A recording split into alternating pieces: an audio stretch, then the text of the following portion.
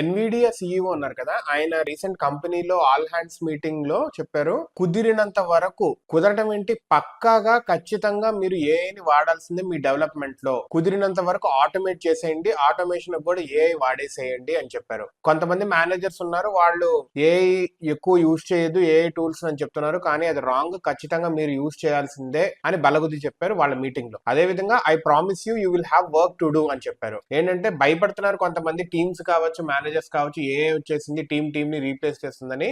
ఆ భయం వద్దు, మనకి చాలా పని ఉంది అని చెప్తున్నారు. ఎందుకంటే ఎన్విడియా ఈ ఏఐ వచ్చింది, ఈ పుష్ ఉంది, ఇదంతా ఉన్నా కానీ ఎన్విడియా చాలా అగ్రెసివ్ గా హైర్ చేసుకుంటుంది. ఇంత హైర్ చేసుకున్నా ఇంకా 10,000 మంది కావాలి నాకు అని చెప్తున్నారు ఆయన. ఆయన ఇంకా జోక్ చేస్తే ఏం చెప్తున్నారంటే, ఎంతమందిని హైర్ చేసుకున్నామంటే మన పార్కింగ్ స్పేస్ అనేది ఇప్పుడు ఖాళీ లేదు, కొత్త ప్లేసెస్ ఓపెన్ చేయాల్సి వస్తుంది అని చెప్తున్నారు. షాంఘైలో, తైపేలో ఓపెన్ చేస్తున్నారు కొత్త ప్లేసెస్, అలాగే యుఎస్ సైట్స్ లో కూడా ఓపెన్ చేస్తున్నారు. 2024 లో ఎన్విడియాలో 29,000 చేంజ్ ఉన్నారు, ఇప్పుడు 34,000 36,000 చేంజ్ ఉన్నారు ఎంప్లాయీస్. ఇంకా 10,000 ఎంప్లాయీస్ తక్కువలోనే ఉన్నారు, కావాలి అనే చెప్తున్నారు.